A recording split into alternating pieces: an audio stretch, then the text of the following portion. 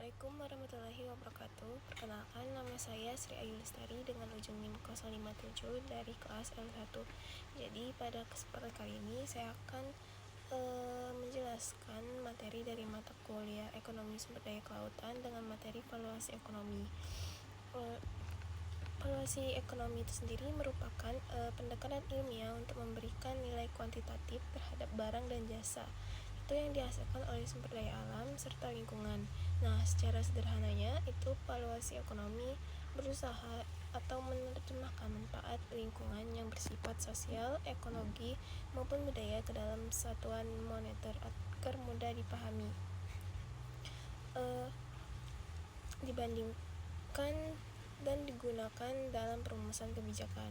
Nah, sumber daya alam itu sendiri khususnya sumber daya perikanan dan kelautan itu memiliki karakteristik yang unik karena bersifat renewable resource atau dapat dipulihkan kembali.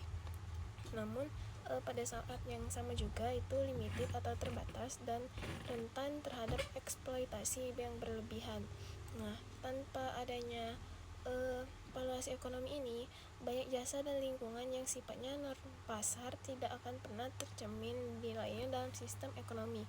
Nah, padahal itu memiliki kontribusi yang besar terhadap kesejahteraan manusia. Sebagai contoh sendiri itu ada terumbu karang yang bukan hanya menyediakan ikan untuk dikonsumsi atau yang terlihat dalam pasar, tetapi juga terumbu karang berperan sebagai pelindung pantai dari abrasi, penyedia habitat biota laut, dan daya tarik wisata bahari. Nah, nilai-nilai ini juga itu sebagian besar tidak tercermin dalam harga pasar. Oleh karena itu, valuasi ekonomi itu hadir sebagai instrumen menghitung nilai tersembunyi tersebut. Nah, adapun tujuan dari valuasi ekonomi ini sendiri yaitu tidak semata-mata menghitung nilai moneter dari alam, tetapi lebih luas dari itu, yaitu untuk menyeimbangkan antara kepentingan konservasi lingkungan dengan pembangunan ekonomi. Nah, adapun yang tujuan pertama itu mendorong keberlanjutan pengelolaan sumber daya. Nah, dengan adanya evaluasi ekonomi ini, pemerintah, nelayan, dan masyarakat itu dapat memahami bahwa eksploitasi berlebihan itu memiliki biaya tersembunyi yang besar, sehingga perlu ada batas pemanfaatan agar keberlanjutan tetap terjaga. Yang kedua itu peningkatan kesadaran masyarakat. Nah, dengan mengetahui nilai ekonomi dan jasa lingkungan, misalnya nilai karbon yang diserap oleh hutan mangrove, masyarakat juga akan lebih menghargai pentingnya menjaga ekosistem. Dan yang ketiga itu sebagai dasar pembuatan kebijakan. Nah, valuasi ekonomi itu digunakan untuk menghitung cost benefit analysis dari suatu proyek atau pembangunan. Itu misalnya ketika akan dibangun tambak di kawasan mangrove. Nah, hasil valuasi ekonomi itu bisa menunjukkan bahwa manfaat jangka panjang dari mangrove lebih tinggi daripada keuntungan jangka pendek dari tambak. Nah, adapun yang tujuan keempat itu menginternalisasi biaya lingkungan atau internalizing externalities. Aktivitas manusia itu sering menimbulkan biaya eksternal seperti polusi atau kerusakan ekosistem. Nah, valuasi ekonomi itu dapat menghitung biaya tersebut agar pelaku ekonomi itu turut menanggungnya. Yang selanjutnya itu ada definisi umum dari valuasi ekonomi itu sendiri, yaitu konsep yang digunakan dalam valuasi ekonomi adalah itu nilai ekonomi total. Ini mencakup itu ada yang pertama itu nilai guna, yang kedua itu nilai non guna, dan dari perbedaan nilai guna dan nilai non guna ini itu misalnya dari nilai pemanfaatan langsung, misalnya ikan yang ditangkap, wisata bahari itu nilai guna.